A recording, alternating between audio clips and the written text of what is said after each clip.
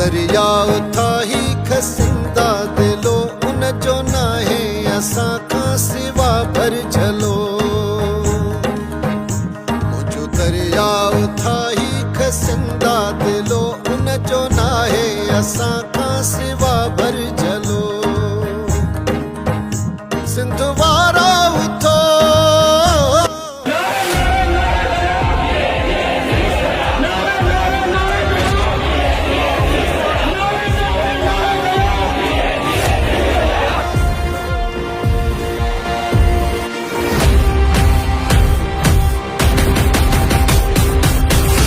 एहसास अथनि सोच अथनि पर क़ौमी गैरत हुजनि त उछले इहो MPA MNA वज़ारतूं छॾे अचनि न त गैरत खां वांझियल आहिनि इन्हनि जो को तालुक कोन्हे पंहिंजे सिंधूअ खे बचाइण में गंभट में सिंधु दरिया बचायो तहरीक पारां सिंधु दरिया मां गैर कानूनी केनाल कढण ख़िलाफ़ हज़ारनि जी तइदाद में क़ौमी कारकुननि ऐं मुख़्तलिफ़ फ़क्र सां वाबस्ता माण्हुनि जेका सो एहतिजाजी मुज़ाहिरो कयो आहे तो ई सिंधुअ जो वारो ई सिंधुअ ते हमलो मुख़्तलिफ़ दोस्त ॻाल्हाए विया उन्हनि ॻाल्हियुनि खां बचंदे ऐं गुज़ारिश कंदुसि हीअ मुसीबत टरी पाण ते लॻी कीअं इक़्तिदार जो हवस शख्सी मिल्कियत जो हवस माण्हुनि खे धारी दलाली ऐं पंहिंजे वतन सां गद्दारीअ ते लाहे थो अचे ऐं उन जो मिसाल हिन 21वीं सदीअ में पाकिस्तान पीपुल्स पार्टी ऐं आसिफ ज़रदारीअ जो करे ॾेखारियो असीं धारियां दलाल आहियूं ऐं ही सिंधुअ जो सौदो करे छॾियो ऐं तव्हां सां अॻिते ॻाल्हाईंदुसि त ही सिंधु नदीअ जो सिर्फ़ु सौदो न कयो अथनि इन ते हलूं था पर सिंधु नदीअ सां गॾु मजमूई तौर ते ही प्रोजेक्ट खणी आयो ही जेको 2007 में हिकिड़ो मुशरफ पीपी ठाह थियो जंहिंमें हू प्रोजेक्ट खणी आयो आहे जंहिंमें पहिरें दफ़ा सदारत में त सिंधुअ जूं असां सूबाई सरहदूं इन्हनि खे विराईंदासूं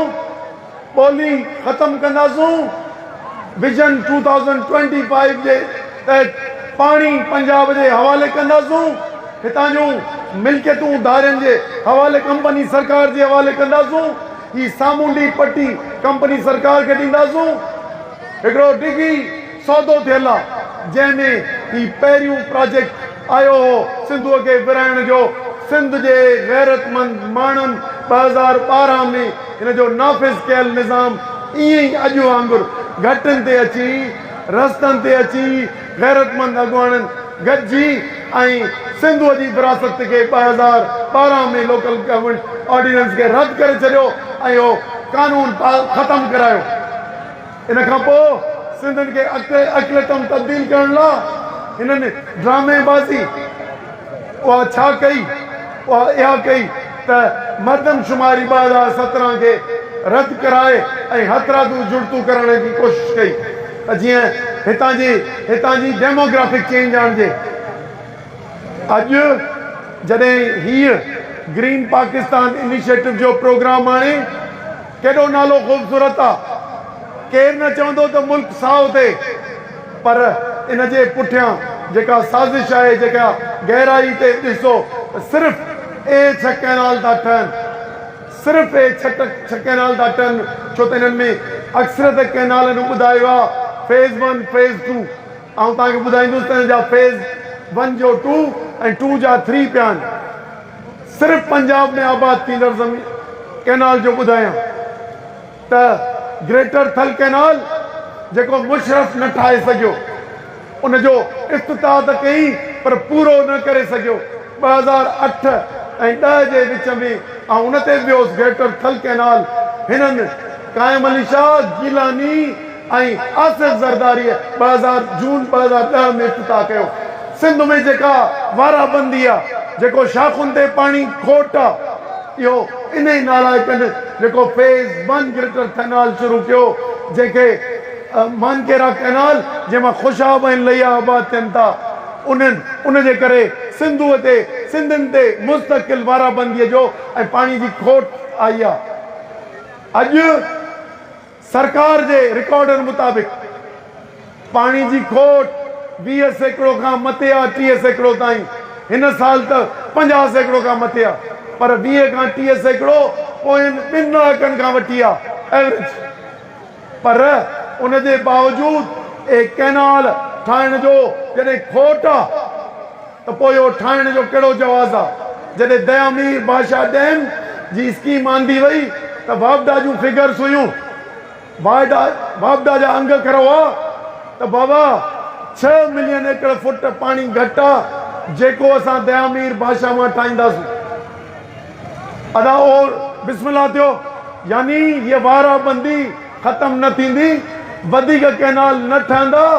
ऐं मौजूदा कमांड एरिया पाकिस्तान जी रहंदी त हीअ तॾहिं हितां जी जे इहो डैम बि ठही वञे तॾहिं वाराबंदी मस पूरी थींदी।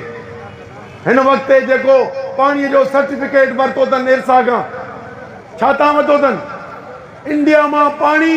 जेको सतलज 3 दरिया विका विया 1960 में, यानी रावी सतलज ऐं ब्यास, उन मां असांखे पाणी मिलंदो जेको ॿोॾियुनि जे वक़्त में 3 मिलियन एकड़ फुट अचे थो। पर उते जूं तरक़ियाती स्कीमूं ठहनि पियूं। अफ़गानिस्तान काबुल मां असांखे पाणी मिले थो, काबुल नदी मां जेको अटक वटि पए थो, इहो 2-3 सालनि में ख़तमु थियणो आहे। त मौजूदा कमांड एरिया में ख़ुदि खोट थियणी आहे, ख़बर न आहे कहिड़ो कहत अचिणो आहे। इन वक़्त ते नवां कैनालनि जो ऐलान करणु, जंहिंमें ग्रेटर थल कैनाल खां सवाइ नाजाइज़ जलालपुर कैनाल ठहे पियो। जलालपुर कैनाल ठहे पियो, 50 सैकड़ो खां मथे कम ऐं लाइनिंग शुरू आहे। चोलिस्तान ते हज़ारा एकड़ गैर मुल्की, लखा एकड़ गैर मुल्की कंपनियुनि ऐं हितां जे सिविल मिलिट्री ब्यूरोक्रेसी जी कंपनियुनि ऐं हिन हुकुमरान जमायत जे कंपनियुनि मुख़्तलिफ़ उन्हनि ते लीज़ूं शुरू करे छॾियूं आहिनि ऐं उते पंहिंजा फार्म शुरू करे छॾिया आहिनि। ऐं जंहिं फार्म ते वियोसि उहो 5000 एकड़नि जो। हीउ जेको वज़ीर आला जेको ठॻियारो चवे थो त ईअं लखे एकड़नि जा आहिनि, इहो प्रोजेक्ट 3 सालनि में ठहंदो। ये कैनाल उते पहुचंदा, उते लोकल अरेंजमेंट पई कई वञे। उन करे हिकिड़े पासे इहो पाणीअ जी खोट त जेके सिर्फ़ु असीं था चऊं त बाबा ये जेके सिर्फ़ु 7 खां 8 मिलियन ग्रेटर चोलिस्तान ऐं ग्रेटर थल कैनाल जलालपुर इन्हनि खे गॾींदा सिर्फ़ु पंजाब जा त 7 खां 8 मिलियन जा मनसूबा आहिनि मुस्तक़बिल जा 10-15 सालनि में। उन खां सवाइ रेणी ऐं थर जो नालो सिंध में ॾेई ऐं असांखे लॉलीपॉप था ॾियणु चाहिनि। उतां जो पाणी खणनि कंपनी सरकार, उतां जूं ज़मीनूं खणे। अॼु बि उमरकोट जे असांजे मकामी उते 100 सालनि खां आबाद थींदड़नि खां ज़मीनूं था पुरीनि। इन खां पोइ असांजे बदीन जे माण्हुनि खां ज़मीनूं था पुरीनि। अहमद राजो यूनियन काउंसिल में नोटिस ॾिना अथनि असांजे हॉक्स बे ते रहंदड़ 100 सालनि खां क़दीम रहायशियुनि खे उतां ॾुतड़नि जो था सोचीनि। उन करे हीउ जेको कोस्टल बेल्ट जो सौदो हुजे, ज़मीनुनि जो सौदो हुजे या हीउ जेको मादनी वसीलनि जो सौदो हुजे, इहो असांखे कंहिं बि सूरत में क़बूल न आहे। उन करे हीउ पाणी असीं त चऊं था, असांजे चीफ ऑफ आर्मी स्टाफ 1.5 साल पहिरीं तकीर कई त मुल्क जे सियासी ऐं दहशतगर्दी ॿियनि जा मसइलनि जा हल असां हिकिड़ो तरीक़ो कढंदासूं, उहा इकनॉमिक तरक़ीअ जो, मुआशी तरक़ीअ जो। बाबा इहा मुआशी तरक़ी आहे त हिकिड़नि नवनि कंपनियुनि खे वञूं ॾियो ऐं सॼियूं दौलतूं गैर मुल्कनि खे ॾियो ऐं हितां जा माण्हू दरबदर थियनि। त उन करे इहो जेको मुआशी तरक़ीअ जे नाले में SIFC जो प्रोग्राम आहे, जंहिंखे पीपलनि ऐं नून लीगलनि इन्हनि खे एक्ट जी शक्ल इख्तियार कई आहे, उन्हनि खे इहो वापसि वठणो पवंदो, न त इहो फेडरेशन जे ख़िलाफ़ आहे ऐं असांजे सिंध जी तबाही बर्बादी ऐं गैर मुल्कनि जे ऐं दायरनि जे हवाले करण जे बराबरि आहे। उन करे ए मनसूबा इन्हनि खे वापसि वठणा पवंदा। तरक़ी तव्हांजो कमु न आहे, असांखे तहफ़ुज़ तव्हांजो, तरक़ी असीं पंहिंजी सियासी मैदान में पाण पंहिंजा इंसाफ़ ऐं ईमानदारीअ सां ईंदड़ सियासत कंदड़ सदियुनि खां उहे अची कंदासूं। तव्हां ही 2 नंबर पीपला बिहारे 2024 जी हिकिड़ी इलेक्शन मैनेज करे इक़्तिदार मुंतक़िल कयो आहे त मिल्कियत तव्हांखे लिखी ॾियनि। सिंध जे माण्हू तव्हांखे ॿुधाए छॾियो आहे त जेकॾहिं ज़रदारीअ उनजे MPA MNA वज़ीर आला उन्हनि सौदो करे छॾियो आहे ऐं पाण में इहो चयो आहे असीं तव्हांखे ख़त पिया लिखंदासूं, असीं बयान पिया ॾींदासूं, असीं जुलूस पिया कढंदासूं, तव्हां छिके रखो, तव्हां पंहिंजो तामीर करे छो। जलालपुर कैनाल अध खां मथे पूरो करे छॾियो, ग्रेटर थल कैनाल जो फेज़ 2 चौबरा ठाहिण जी कोशिशि था कनि ऐं उते अञा जेके मंज़ूर कोन थिया आहिनि धिंगाना बैराज नूरपुर बैराज उन्हनि जा हिन ज़रदारी सभा खे उन्हनि जा गेट ऑफ ठाराए छॾिया आहिनि। यानी उहे जेके लखे एकड़नि जूं स्कीमूं जेके मुस्तक़बिल मचणियूं आहिनि उहे बि करे छॾियूं आहिनि। उन करे असीं तव्हांखे हिननि ख़तरनि खां आगाह कंदे इहो था चऊं त दोस्तो सिंध जे माण्हुनि जहिड़े नमूने सां हिननि जे ग़लति बयानीअ खे रद्द कयो आहे सिंध हुकूमत जे, जीअं उन्हनि जे MPA MNA जे एहतजाजनि खे रद्द कयो आहे, जीअं सिंध जे माण्हुनि ज़रदारी जे जलसनि में या जॉइंट पार्लियामेंट में कयल तकरीर खे रद्द कयो आहे, ओड़ी तरीक़े सां हाणे जेकॾहिं तव्हां सुभाणे 4 तारीख़ ते कहिड़ा बि ड्रामा करियो पर तव्हां ॾेई चुको, हाणे तव्हां लाइ 2 रस्ता आहिनि। 2 रस्ता आहिनि, या 4 तारीख़ ते सुभाणे पंहिंजे लीडर जे थले ते गीसी करियो या उठ पेर वियो त पोइ तव्हांखे का माफ़ी मिले, न त सिंध जो माण्हू तव्हां गद्दारनि खे माफ़ी न ॾींदो।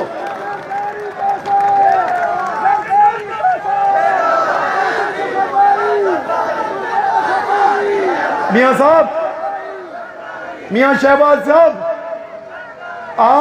आपकी प्रोविंशियल गवर्नमेंट और आपके कायद को मालूम है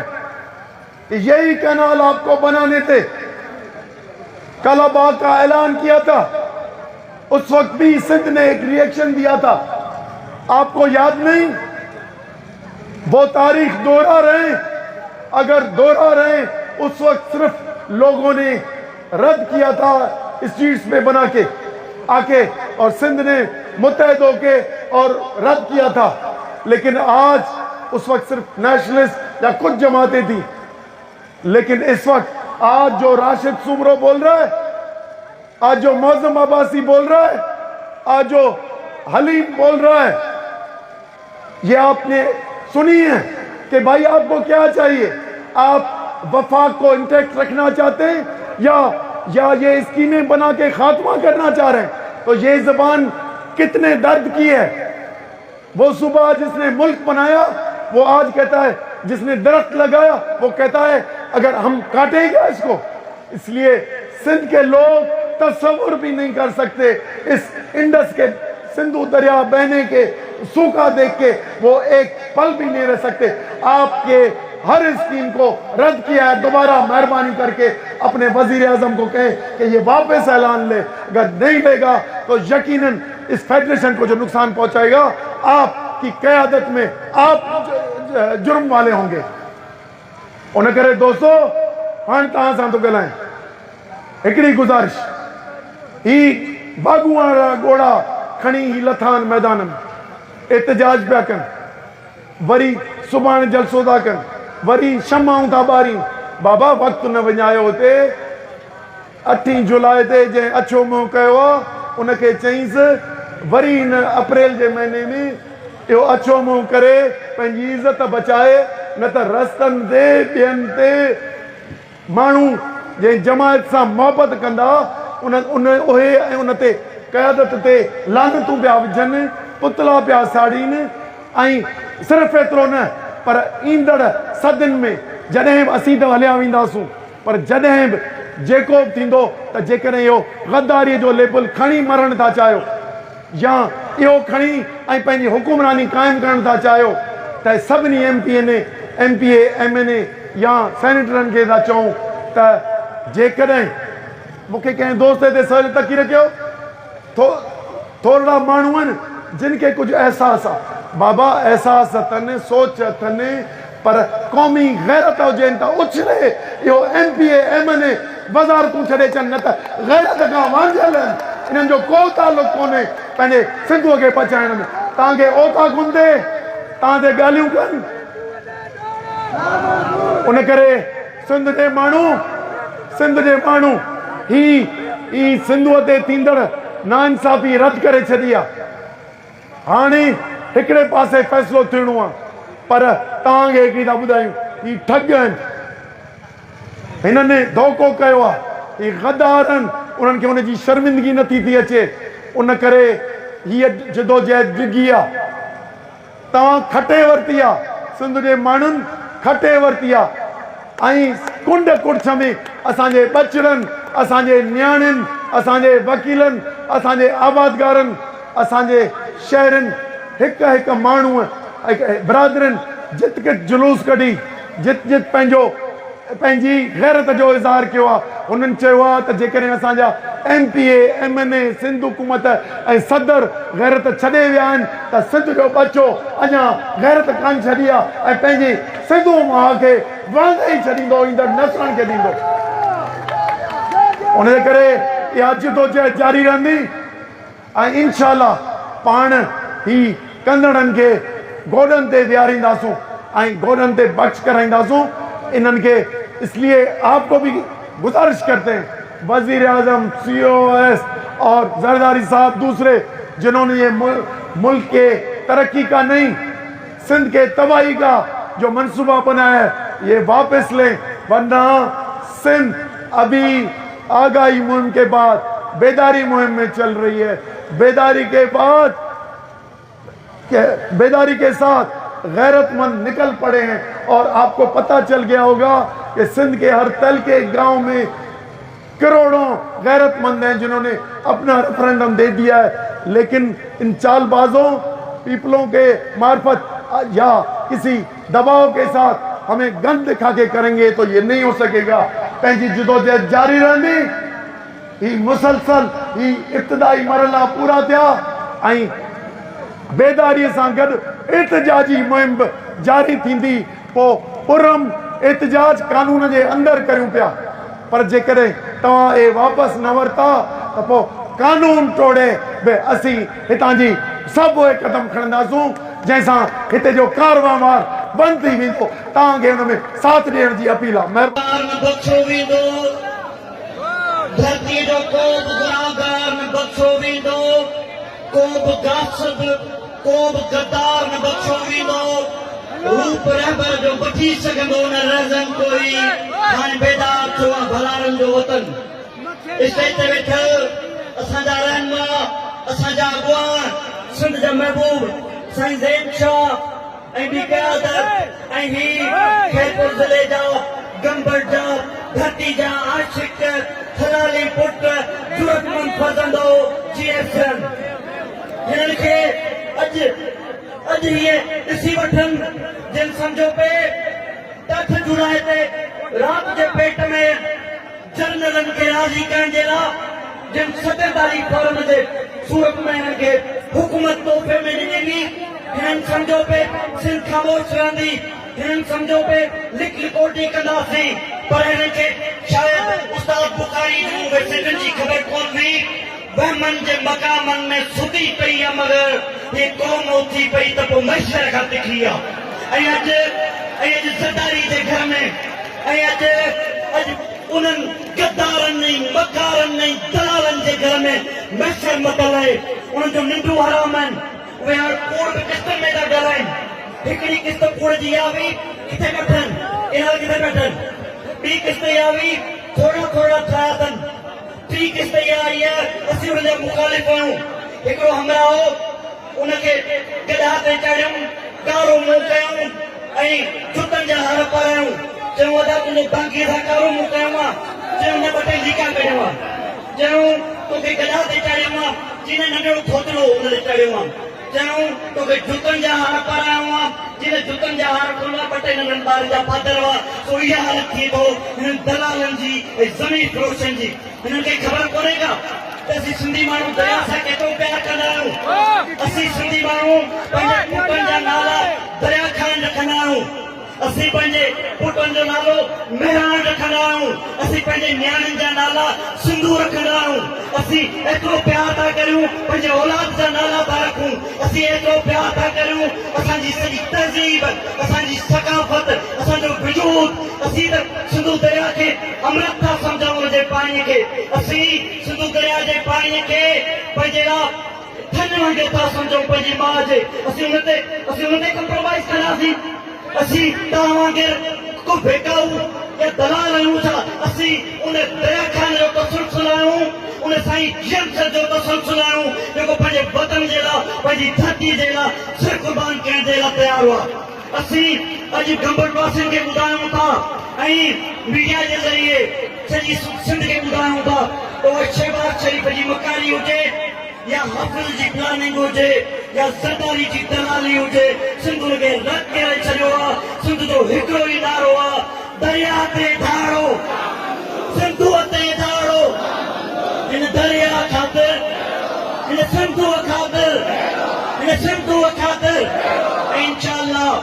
अॼु ही को माण्हू कंहिंखे गाॾीअ में वठी कोन आयो आहे को बिरयानी जी प्लेट ते कोन आयो आहे को टाउन जो मुलाज़िम कोन्हे को मास्टर जेको हुननि जे चुप में अचे उहो कोन्हे को हिते उस्ताद बि हूंदा हिते मुलाज़िम बि हूंदा हिते वकील बि हूंदा उहे सभु धरती जा गैरतमंद पुट आहिनि जेके वतन सां निभाइण जे लाइ उहे सूर्य बादशाह जा पोइ लॻो हुजनि उहे साईं जमशेद जा पोइ लॻो हुजनि उहे पीटीआई जा दोस्त हुजनि उहे मुख़्तलिफ़ जमायतुनि जा दोस्त हुजनि हुनजे करे मूं जेका दोस्त ॻाल्हि कई आहे उते ॻाल्हि ख़तमु कंदुसि ऐं लोवर रायपुरियन आहियां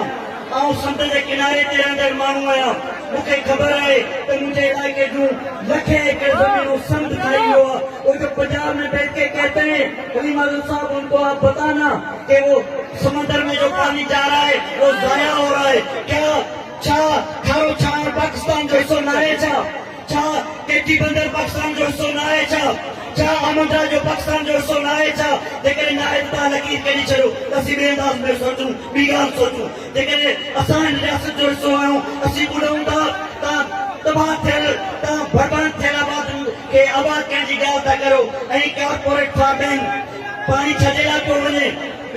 मुराद अली शाह थो चवे नवीद कमर कूड़ो कूड़े जो पुट थो चवे असां कॉर्पोरेट फार्मिंग जा वॾियूं ॾिनियूं आहिनि उहे ॿिनियूं त बाबा पाणी ते आबाद थींदियूं उनजे करे ही कंपनी सरकार जा मुआइदा मंज़ूर न आहिनि असीं पंहिंजे दरिया जे तहफ़ुज़ जी जदोजहद खे इंशाअल्लाह अॻिते वठी वेंदासीं ऐं अॼोको ही मेयर हिन उत्तर सिंध जे खैरपुर जे के तइलके जो मेयर कोन्हे हितां जो रेफरेंडम आहे उन्हनि गद्दारनि ऐं दलालनि जे ख़िलाफ़ पाण कामयाब थींदासीं तव्हांजी महिरबानी जी मूंखे यादि आहे अॼु खां 6-7 महीना पहिरियां जॾहिं दरियाए सिंध ते ठहंदड़ केनालनि जे ख़िलाफ़ पहिरीं गजाणी थी रही हुई उन वक़्तु साईं नईम शाह साहब मूंखे चयो हो त हीअ लाट अहिड़ी ॿरंदी जो सॼी सिंध सुजाॻ थींदी यकीनन अॼु सिंध एतिरी सुजाॻ थी आहे जो हिन फ़ैसिले खे जेको दरियाह ते धाड़े जो फ़ैसिलो आहे आलमी इस्तेमाल हुजनि या पाकिस्तान जूं ताक़तवर कुवतूं हुजनि इस्लामाबाद ऐं पिंडीअ में वेठल कुवतूं हुजनि उन्हनि खे वापसि वठणो पवंदो उन्हनि खे फ़ैसिलो करणो पवंदो त उन्हनि खे पाकिस्तान बचाइणो आहे त पाकिस्तान बचाइण जे लाइ दरियाए सिंध बचाइणो पवंदो दरियाह खे तक़सीम करण सां मुल्क सलामत न रहंदो पाकिस्तान जी सलामती सिंध जे सलामतीअ में सिंध कमज़ोर पाकिस्तान कमज़ोर सिंध मज़बूत पाकिस्तान मज़बूत आहे बड़े वाक़े जबरदस्त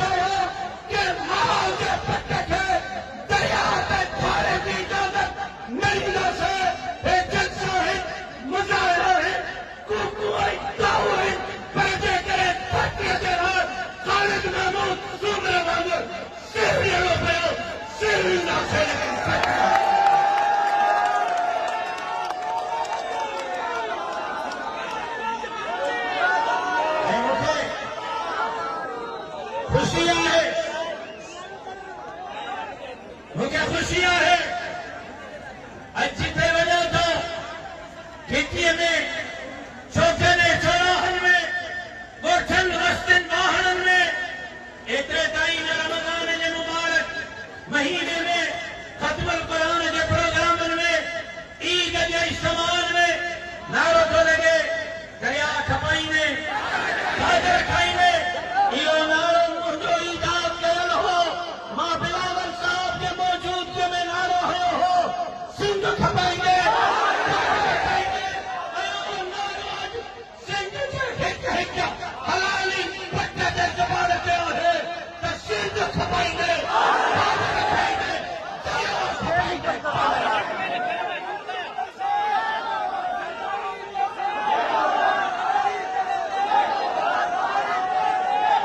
मदीने जमील रहमतुल लिल आलमीन सरवर कौनैन सरकार आलम शाफी महसन साकी कौसर बुलंद बाला कदर रहमत के समंदर फरमाया अना अरबियुन व कुरान अरबियुन व लिसान अहले जन्नह अरबियुन कमा अरबी हा साइनन अरबी हुजूर ते फख्र कयो हो जेकॾहिं मदीने जमील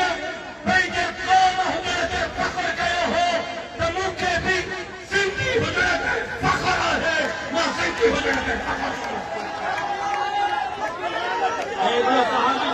हिकिड़ो सहाबी सॻिड़ो मदीने जमील जे ख़िदमत में आयो ऐं हुन अर्ज़ कयो साईं मां पंहिंजे क़ौम सां गॾु बीठल आहियां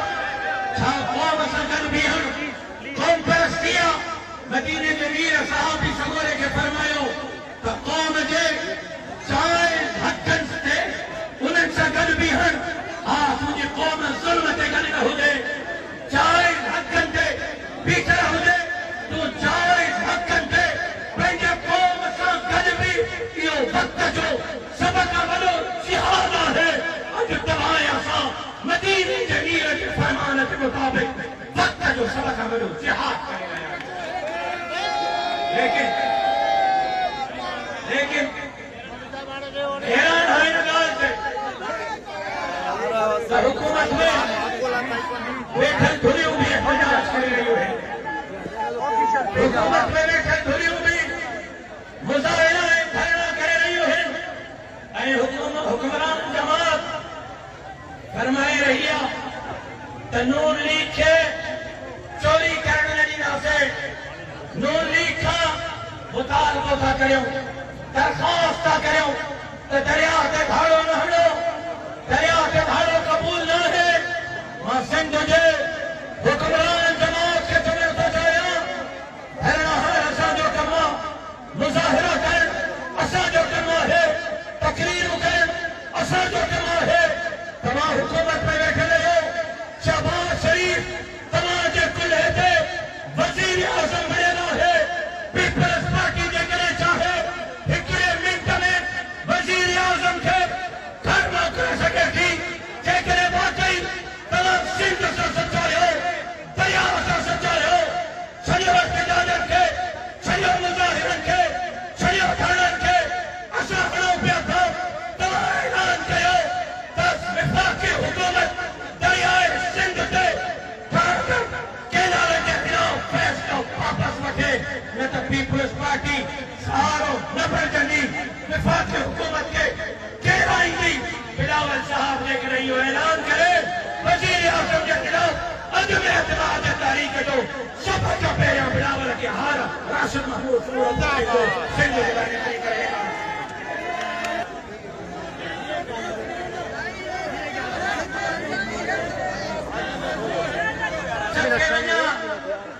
पंहिंजे शहीद वालिद खे उन पाक खून तां 20 साल पहिरियां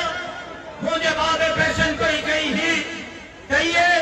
टिकट ते क़ुर रखी करे चवनि त केनाल न खाईंदासीं त बि इहे केनाल खाईंदा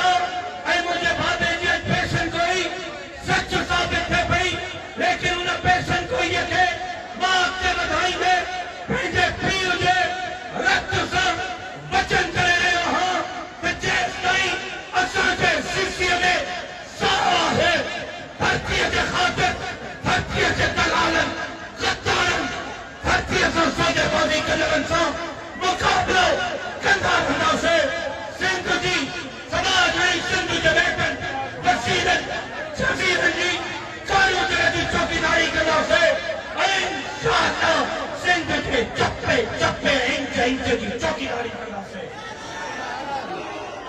कहाँ तैयार है इंशाअल्लाह अब आप तैयार आयो थकी पे आयो लगे तो तैयार आयो धरती ने चौकीदारी जरा तैयार आयो सबो मुझे दमाग 6 अप्रैल से भयक वक्त फटे सजावट क्या बैठी कुटू अचाई दरिया हजे पुलन से धरणन जो ऐलान किया है शायद इहो दरिया हजे मसले से सिंध जे तारीख़ जो सब खां वॾो इतिहाद हुजे जेको ठटे खां कुटू ताईं भयक वक्त हुजे जेकॾहिं असांजे इन्हनि जलसनि असांजे इन्हनि जुलूसनि असांजे इन्हनि तहरीकुनि असांजे इन्हनि रड़ियुनि सां विफ़ाक़ ते असर न पियो त मुंहिंजे जमात फ़ैसिलो कयो आहे त 6 अप्रैल खां पोइ अॻिलो क़दम सिंध पंजाब बार्डर खे बंदि करण जो हूंदो कंहिंखे पंजाब मां सिंध मां पंजाब ते दाख़िल थियण जी इजाज़त ॾींदासीं खैबर पख्तूनख्वा आपके हाथों से निकल रहा है बलोचिस्तान आपके हाथों से निकल रहा है सिंध के आवाम को भी आप उकसा रहे हैं बगावत पर गद्दारी पर या तो आप बदला दें कि आप फैसला कर चुके हैं ग्रेटर पंजाब बनाने का या तो आप बदला दें कि पाकिस्तान पंजाब का नाम है अगर पाकिस्तान पंजाब का नाम है तो बलोचिस्तान के लोगों के बाद खैबर पख्तूनख्वा के लोगों के बाद सिंध के लोगों को भी अपने मर्जी से फैसला करने का हक हासिल होगा फिर कोई नुमाई करार सिंधियों के वास्ते में रुकावट नहीं है तुम्हारे ये बारूद तुम्हारे ये जेल और थाने खत्म हो जाएंगे धरती से मोहब्बत करने वालों के सीने खत्म नहीं होंगे मत उत्साहो इन बिखरे हुए शेरों को कहते हैं ये मुस्तरद करदा लोग स्टेज पे बैठे हैं अगर आप में जुर्रत है किसी चौक और चौराहे पे जरा मुझे 5000 लोग इकट्ठे करके दिखाओ अवाम ने आपको मुस्तरद कल भी किया था आज भी किया है आइंदा इलेक्शन में भी इन 40 हुक्मरानों को लग पता जाएगा जब तीर के टुकड़े 1000 करके ये उनको मुस्तरद करेंगे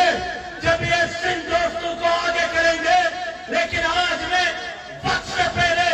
बता देना चाहता हूँ कि अवाम के हुकूक पर डाके डालना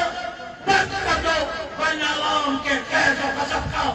सामना करने के लिए तैयार हो जाओ फिर पहले सीना सिंध के लिए सिंधियों के लिए धरती के लिए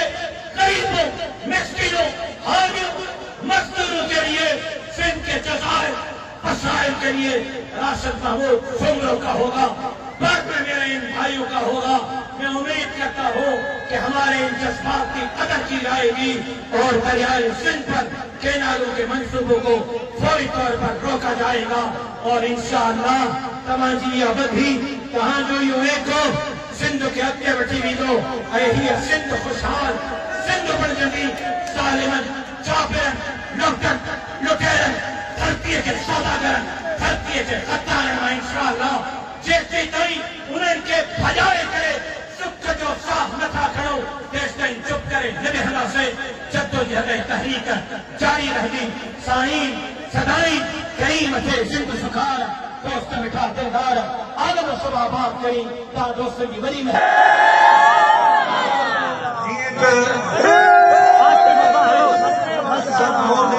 तकरीबन पंहिंजे ख्यालनि जो इज़हार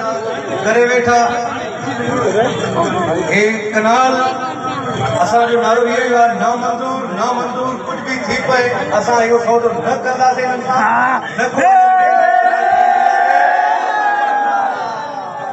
सूर्यो बादशाह हिन धरती लाइ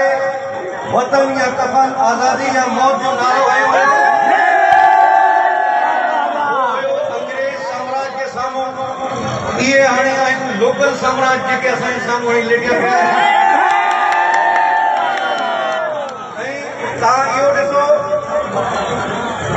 हिननि किनालनि जो वॾो लाचार आहे हिननि खे जेके हुकूमत हलाइनि पिया हिन टाइम ते उहे ई दरिया ख़ाली लॻा पिया आहिनि जेके असांजा किनाल आहिनि उन्हनि में भारी लॻी पई आहे काश्तकार जेके असांजा मज़दूर आहिनि सभु परेशानी में लॻा पिया आहिनि हिननि खे रेगिस्ताननि खे आबाद करण जो लाचार आहे असां कुझु बि थी पए आख़िरी हद ताईं बीहंदासीं तव्हां सां गॾु बि बीहंदासीं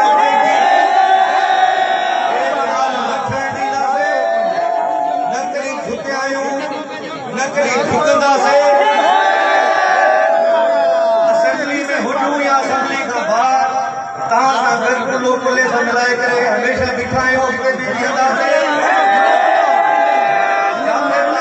शुक्र वांदो हुते असां रद ॾियण लाइ बि तयार आहियूं कुझु बि थी पए हे ॾिसो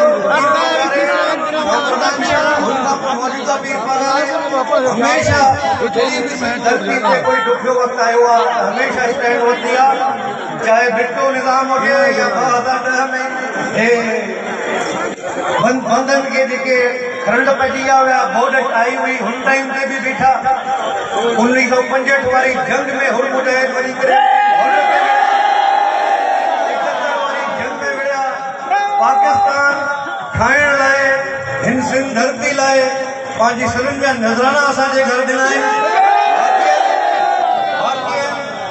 ख़सीस मुख़्तसिर कुर्सियुनि लाइ पंहिंजी जानूं ॾिनियूं हूंदियूं असां मुल्क लाइ अल्लाह न करे अहिड़ो वक़्तु अचे असां शहादत लाइ रेडी आहियूं तयार आहियूं हिन धरती सां असांजी मोहबत हिन जो गवाही जी ज़रूरत न आहे कोई सबूत न ॾियण जी अञा मां नथो सम्झां ज़रूरत आहे पाकिस्तान हमेशह हे दरिया जेके आहिनि हे दरिया नामंजूर ऐं गुलिस्तान आबाद करण जो हिननि जो प्रोग्राम बलूचिस्तान वारे पासे आबादी बनाते असांजो सिंध आबाद पूरो थिए हुन खां पोइ बाक़ी आबाद थियनि न कुझु बि थी पए असां किनाल जेके नामंजूर हिननि जो नारो हुयो न मरसू मरसू सिंधु न ॾेसू असांजो नारो आहे मरसू मरसू सिंधु दरिया मां हिकिड़ो इंच बि न ॾेसू दोस्तनि जी वॾी महिरबानी ऐं ख़ासि करे जेके मुख़्तलिफ़ ग्रुपनि जा दोस्त आया आहियो परे परे खां हुननि जी वॾी महिरबानी निसार कामरे निसार उबड़े हिंदी टीम मुंहिंजी टीम गंबट जी हिते मां 10 साल रहियो आहियां इलेक्शन उबड़ी वञी 4 हिते जेके बि गंबट जा लोकल आहियो तव्हां लाइ प्यार आहे मोहबत रहंदी महिरबानी तव्हांजी असांजी एहतिजाजी रैली जेका मुख़्तलिफ़ पार्टियुनि जे तरफ़ां आहे उन जो मेन मक़सदु आहे त सिंधु दरिया ते जेके 6 केनाल निकिरनि था उहे गैर क़ानूनी आहिनि ऐं उहे इमीडिएटली कैंसिल कया वञनि छो त सिंधु दरिया सिंध जी शहर आहे ऐं सिंधु दरिया ते 75% माण्हू जेके दारोमदार रखनि था एग्रीकल्चर ते जेकॾहिं सिंधु दरिया ते केनाल ठहिया त सिंध तबाह बर्बाद थी वेंदी ऐं सिंध में पाणीअ जो ढुक बि कोन ईंदो हिन वक़्तु बि सिंध जी हालत इहा आहे जो 70% जेको आहे पाणी असां वटि घटि आहे ख़ुदि सरकार जेको आहे ऐलान थी करे त 70% पाणी घटि आहे ऐं डिप्टी कमिश्नर ऐलान था कनि त जेको आहे हेल पोखाई घटि कयो जॾहिं पाणी घटि आहे त 6 केनाल लाइ पाणी किथां ईंदो जेकॾहिं 6 केनाल जो पाणी ईंदो त सिंध जो चोरी थींदो ही 40 लख जेको आहे पंजाब जो रेगिस्तान आबाद करणु था चाहिनि जेको आर्मी वारनि खयो आहे जंहिंजो टोटल मां सम्झां थो 99% आर्मी वारनि खयो आहे सो ऐं उहे पंहिंजा जेको आहे उहे बंजर ज़मीन आबाद करे ऐं सिंध जी तक़रीबन 40 लख एकड़ ज़मीन गैर आबाद करणु था चाहिनि जेका असांखे कंहिं बि हालत में मंज़ूर कोन्हे अॼु ॾिसो त सिंध जो केॾो क्राउड मैदान ते लही पियो आहे उहो मुस्लिम लीग फे जा हुजनि GS जा हुजनि सिंध यूनाइटेड पार्टी जा हुजनि मौलवी हुजनि आलिम हुजनि सभु निकिरी पिया आहिनि ऐं अॼु असां इहा घुर था कयूं त हीउ सिंध वारनि जो फ़ैसिलो आहे त केनाल रद्द थियनि जेकॾहिं केनाल रद्द नथा थियनि त सुभाणे जेको तव्हां लाइ रिज़ल्ट निकिरंदो न त तव्हांखे पीपल्स पार्टी वारनि खे सिंध जे धरतीअ ते पेर रखण बि न ॾींदा जीअं ज़रदारी भॼी विया न बीमारी जो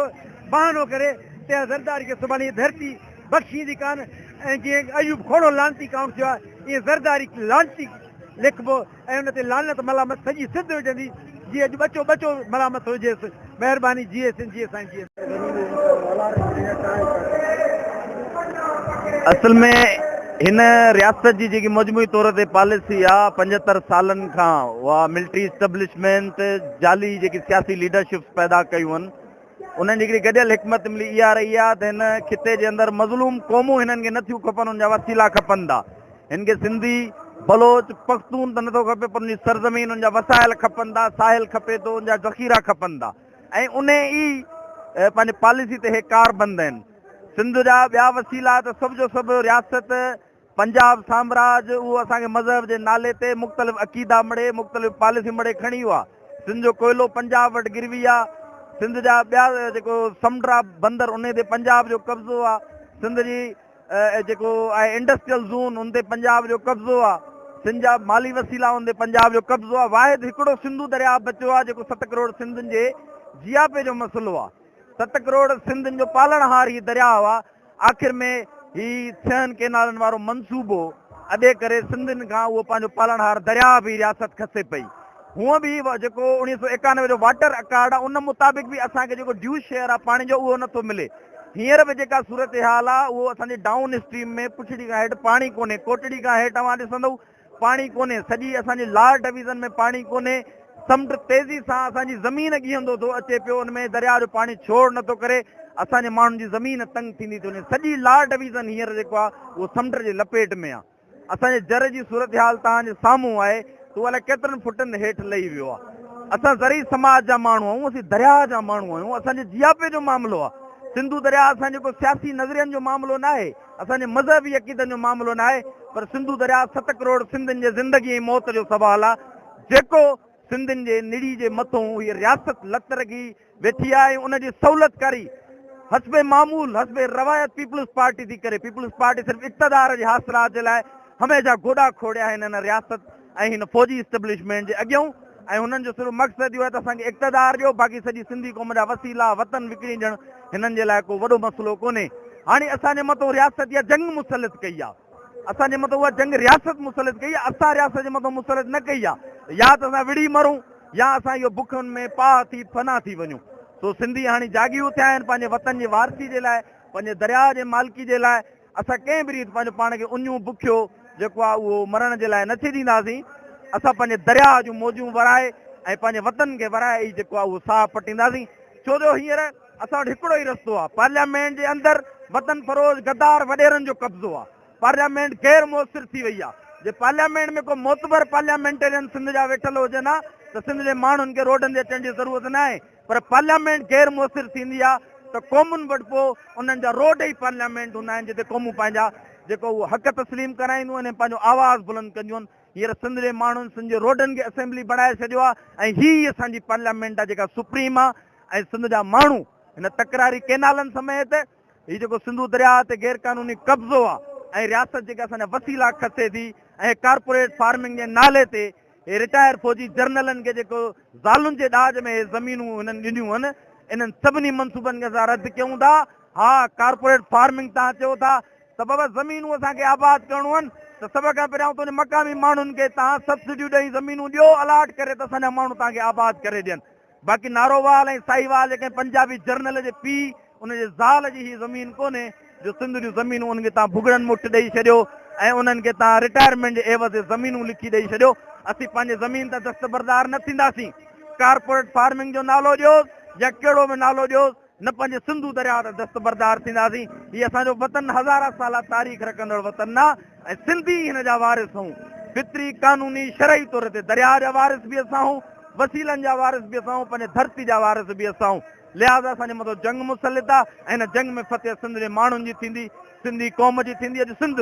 नज़रियनि पार्टियुनि अक़ीदनि खां मुक़दस थी करे सभु सिंधी हींअर मजमूई तौर ते गॾु हिते बीठा आहिनि हिते देवबंदी बि गॾु बीठो आहे शियो बि गॾु बीठो आहे ब्रेलवी बि गॾु बीठो आहे हिंदू मुस्लिम ईसाई हर क़िस्म जो माण्हू हिते गॾु बीठो आहे हर मकतब फ़िक्र जो माण्हू बीठो आहे हर सियासी नज़रिये जो माण्हू बीठो आहे उन्हनि सभिनी सिंध खे मुक़दस ई सम्झियो आहे ऐं जॾहिं क़ौमूं पंहिंजे वतन खे मुक़दस सम्झियूं आहिनि त पोइ उन्हनि क़ौमुनि जी फतेह थींदी आहे तागूती क़ुवतुनि जी शिकस्त थींदी आहे शिकस्त पंजाब साम्राज्य जी थियणी आहे शिकस्त फौजी इस्टेब्लिशमेंट जी थियणी आहे शिकस्त पीपल्स पार्टी उन्हनि हवारनि जी थियणी आहे फतेह सिंधी क़ौम जी थियणी आहे इंशाअल्लाह दरिया पंहिंजो वापसि वराईंदासीं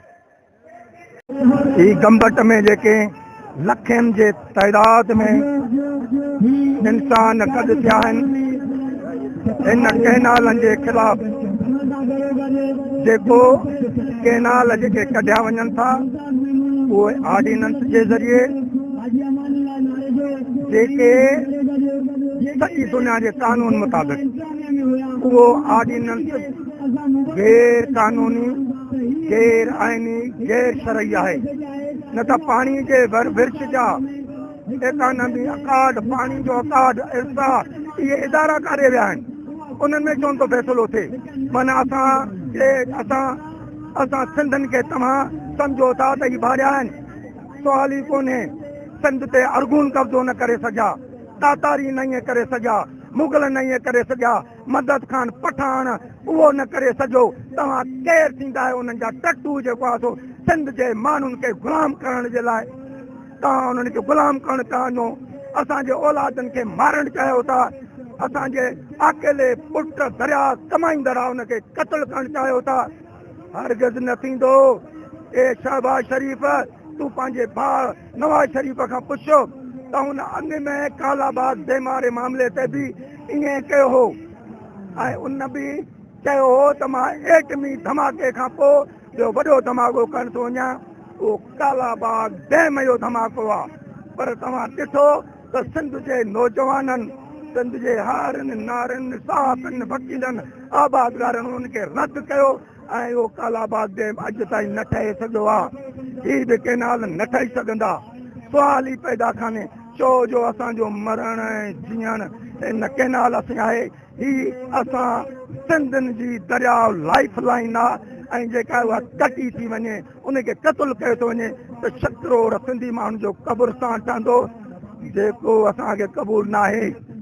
ऐं पोइ मां आख़िरी ॻाल्हि इहे कंदुमि पोइ तव्हां हिन जंग खे उन जंग ॾे वठी था हलो जेका जंग अणखुटंदड़ आहे उहा रोडनि रस्तनि ते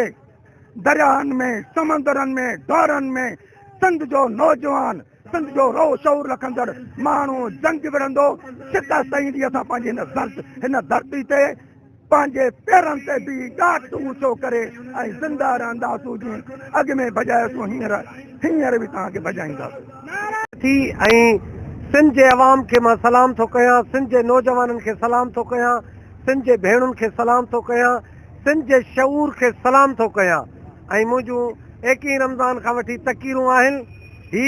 हिते फोरम ते त छा पर पंजाब जे बदमाश आसिफ ख्वाजा खे ॾसणु थो चाहियां तुंहिंजी बदमाशी न हलंदी मरियम नवाज़ खे बि ॾसणु थो चाहियां तुंहिंजे पीउ खे बि ताक़त न आहे जो तूं सिंधू दरिया ते कैनाल ठाहे सघे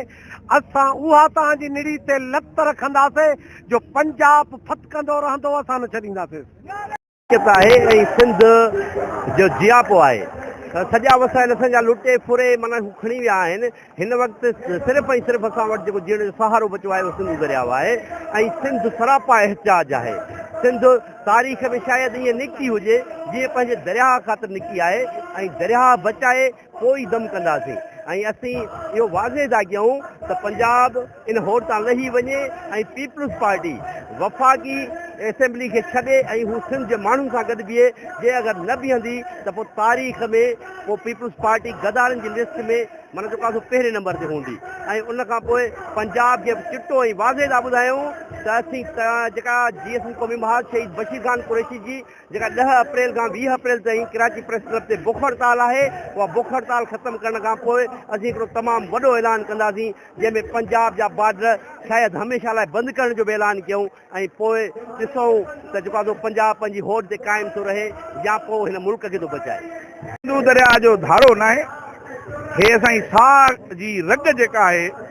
असांजी दरिया शह रग आहे ऐं असांजो जेको जियापो आहे उहो पाणी आहे पर हिन वक़्त जी जेका सूरत हाल आहे असां इलाही यानी अफ़सरदा हुयासीं त शायदि हीअ तहरीक को सुठो किरदारु अदा न कंदी पर अॼु गंबट में कामरेड निसार जी मेज़बानी में ही प्रोग्राम ऐं हे अवाम ॾिसी अॼु महसूसु थिए थो त सिंध जागी पई आहे जाते जेके दोस्त काफ़र काफ़र चवंदा अलम बि ॾिठुमि जमे ते झंडो बि ॾिठुमि अयाज़ कुमी बि ॾिठुमि राशिद महमूद जो ख़ानदान बि ॾिठुमि पीपुल्स पार्टी जो लतीफ़ शेख बि ॾिठुमि सदरुद्दीन शाह जो पुटु बि ॾिठुमि त इहो आहे सिंध।